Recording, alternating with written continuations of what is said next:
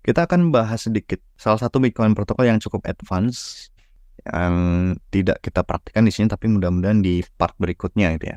Itu namanya CoinSwap.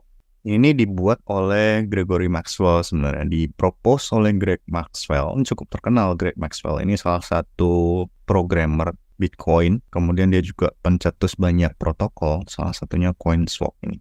Nah, CoinSwap ini dia meningkatkan privacy di Bitcoin karena dulu kan ada concern bahwa ketika kita membuat transaksi di Bitcoin meskipun tidak kelihatan namanya, tapi alamatnya bisa dilacak, kemudian pola transaksinya bisa dilacak, bahkan mungkin kalau menggunakan geolocation, geotagging, kemudian menggunakan banyak teknik advance lainnya itu bisa terlacak ya, somewhat terlacak. Nah, kalau menggunakan CoinSwap ini informasi bisa diacak.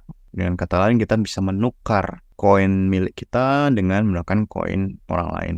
Dia butuh third party tentu saja. Kalau kita mau menukar sesuatu kan harus ada orang lain untuk bertukar gitu ya. Kalau tidak ada orang lain ya gimana? Nah, ada dua tipe transaksi yang harus dipakai, yaitu two of true multi-signature dan hash lock transaction. Nah, ini kalau kita lihat ini screenshot dari apa yang ditulis oleh Gregory Maxwell di Bitcoin Talk sebenarnya. Kalau kita lihat ada 3 fase di sebelah kanan sini ada kelihatan fasenya ya. Fase 0 itu persiapan, fase 1 itu adalah ketika Bob itu harus memastikan bahwa dia dibayar. Kemudian yang terakhir itu escrow-nya dirilis seperti itu. Jadi persiapannya apa? Membuat transaksi 0. Jadi ini adalah time-nya. Jadi dari 0 sampai Q itu steps-nya. Jadi steps-nya tinggal diikutin. Transaksi 0 itu adalah transaksi multi-signature 2 of 2 multi-signature dari Alice dan Carol. Kemudian dalam waktu yang sama, Carol membuat transaksi 1 yaitu multi-signature 2 of 2 Carol dan Bob.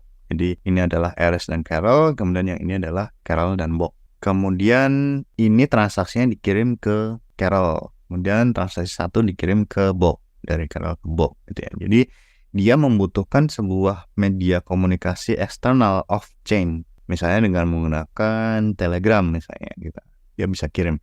Kenapa? Karena transaksi Bitcoin itu kan bisa dibuat off-chain ya. Selama kita tahu informasinya. Informasi apa saja yang dibutuhkan selama itu sudah bisa tersedia ya kita bisa kirim secara off-chain. Nah, semuanya ini bisa dilakukan secara off-chain tanpa terhubung dengan blockchain kecuali yang mana? Network confirms ini. Jadi announces itu artinya dikirim ke blockchain.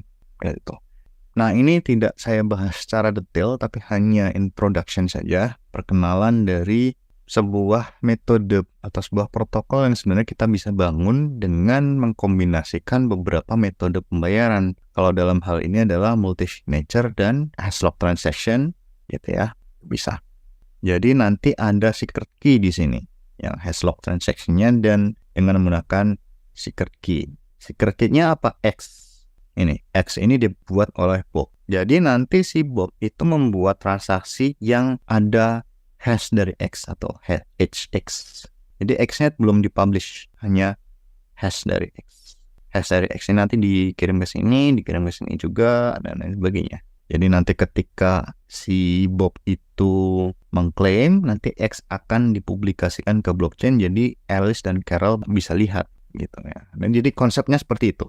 Jadi ini seperti kita main domino yang ditumpuk-tumpuk, ketika satu dijatuhkan nanti semuanya bisa jatuh semua gitu ya.